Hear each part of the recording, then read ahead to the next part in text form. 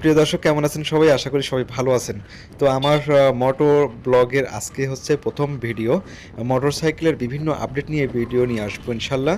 এটা হচ্ছে আগারগাঁও নির্বাচন কমিশনের সামনে যে মোড়টা এখানে অবশ্যই চারিদিক থেকে রাস্তার গাড়ি আসে, অবশ্যই সাবধানে চালাবেন।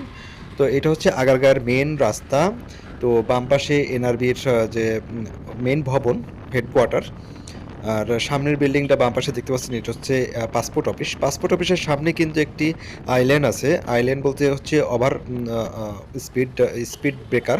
এই যে মানুষ পারাপার হচ্ছে, এবং এই স্পিড ব্রেকার অবশ্যই কিন্তু আগে গিয়ার কিন্তু লো করে নেবেন, 1 বা 2 রাখবেন, তারপরে হচ্ছে আপনি পার হবেন। তাছাড়া হচ্ছে যদি ফুল গিয়ারে থাকে পরবর্তী কিন্তু আবার গাড়ি পিক আপ দিলে কিন্তু গাড়ি স্টার্ট বন্ধ হয়ে যেতে পারে, এগুলো একটু লক্ষ্য রাখবেন।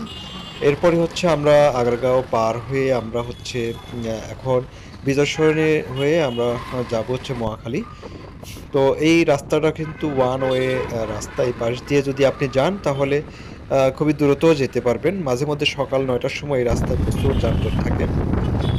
তো এখানে কয়েকটি ছেলে একটি ট্রাকে ওঠার জন্য চেষ্টা করলো, প্রচুর দৌড়াদৌড়ি, পারলো না।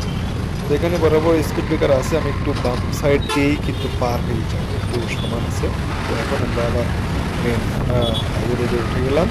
তো এই ট্রাকগুলো কিন্তু আপনারা ফলো করবেন, সিটি কর্পোরেশনের ট্রাকগুলো কিন্তু দেখলে আপনারা অবশ্যই এর আশেপাশে থাকবেন না, প্রয়োজনে ওভারটেক করে সামনে চলে যাবেন অথবা ওনাকে সাইড দিবেন, কারণ উনি কিন্তু আপনাকে তোয়াক্কু করবে না। তো আমরা চলে আসলাম জাহাঙ্গীর গেট। তো আসলে একটা ছোট ভিডিওই দিলাম, তো পরবর্তীতে ইনশাল্লাহ এরকম কন্টিনিউ ভিডিও করব।